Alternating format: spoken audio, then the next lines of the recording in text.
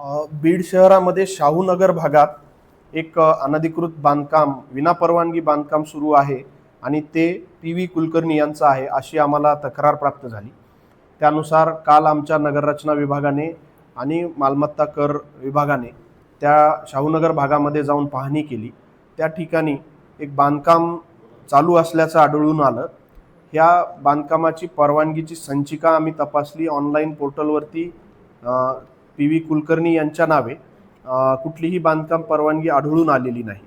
परंतु त्या जागेचा मालमत्ता कर रजिस्टरचा उतारा बघितल्यानंतर शिवशक्ती बिल्डर्स अँड डेव्हलपर्स या नावाने ती जागा दिसते आहे आणि त्यामध्ये एक 5 इतर लोक त्यामध्ये दिसत आहेत. मस्के, घुगे, कुलकर्णी, भोसले आणि शिवनीकर या नावाने 5 त्या जागेचे होल्डर्स त्या जागेचे दिसत आहेत. या सगळ्यांच्या नावानं आम्ही बांधकाम परवानगी तपासली आहे, परंतु बांधकाम परवानगी आढळून आली नाही.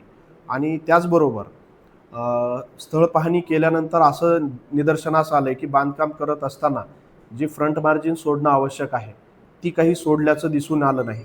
त्यामुळे सदरच्या मालकांना आम्ही MRTP ॲक्टनुसार एक्सेस बांधकाम, साईड मार्जिनमध्ये बांधकाम, विनापरवानगी बांधकाम केलं याबद्दलच्या नोटिसा आज इश्यू करणार आहोत.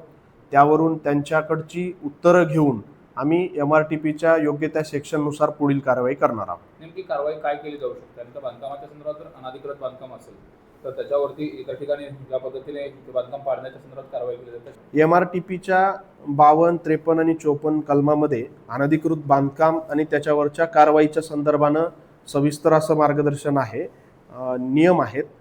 त्या अनुषंगानं आम्ही सुरुवातीला नोटीस देतो.